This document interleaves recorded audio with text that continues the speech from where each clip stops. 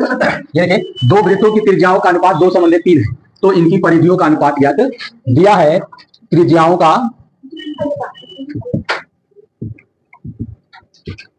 अनुपात 2:। अब दो वृत्त दिए हुए हैं, ठीक है ना, एक वृत्त ये है और एक वृत्त, दोनों वृत्तों की त्रिज्याएं अलग अलग है। एक का R1 मान लीजिए, दूसरे का R2 मान लीजिए, ठीक।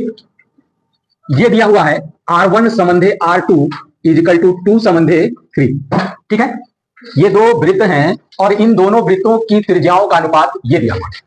अनुपात मतलब ये, या इसको आप R1 by R2 is equal to 2/3 लिख सकते हैं, ठीक है ना। अब अगर आपसे यह पूछा गया कि अगर त्रिज्याओं का अनुपात यह है तो इस त्रिभुज, इस वृत्त की त्रिज्या क्या होगी और इस वृत्त की त्रिज्या क्या होगी, तो आप नहीं बता सकते, है ना, क्योंकि ये डायरेक्ट त्रिज्या नहीं दी हुई है, ये अनुपात दिया हुआ है ना। जैसे किसी भी अनुपात को जैसे लिखा हो 6/9, इसको सरल करती है 3 दूना के 6 और 3 त्रिके 9, 2 यानी 6/9 और 2/3 एक ही अनुपात को निरूपित करता है। तो ये निर्धारित नहीं करता है डायरेक्ट कि ये त्रिज्या R1 है और ये त्रिज्या R2 है।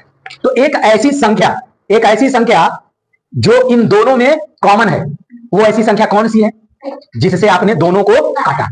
3 को आपने काटा, यानी 6/9 को आपने 3 से काटा तो 2/3 आया, है ना। तो ये 3 वाला यहां से कहां गायब हो गया, नहीं है ना यहाँ, तो वह 3 जो हमको यहां पर नहीं मालूम है, तो उसको मान लेंगे कि वह संख्या x है ना।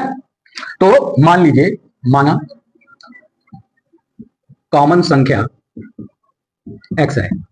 अब उस कॉमन संख्या को क्या करेंगे, इन दोनों में गुणा कर देंगे। क्या करेंगे, हाँ, जैसे हमने कहा कि वह कॉमन संख्या 3 है ना, तो हमने x को माना, किसको माना है, उस संख्या को हमने क्या माना, x माना, तो x मान लिया, इसमें हमने गुणा कर दिया, ठीक है। तो क्या बन गया 2x/3x हो गया ना।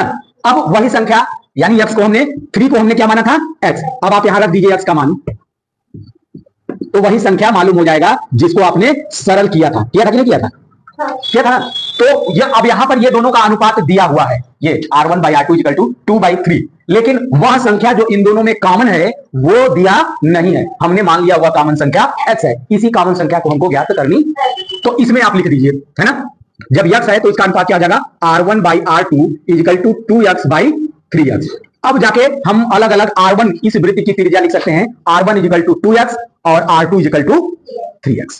अब इन दोनों वृत्तों की त्रिज्याएं हमको मिल गई, क्या मिल गई, दोनों वृत्तों की त्रिज्याएं हमको अलग अलग 2x और 3x मिल गई, है ना। अब हमको ज्ञात करना है इनकी परिधियों का अनुपात, है ना। तो इस वाले वृत्त की परिधि को हम लोग मान लेते हैं C1,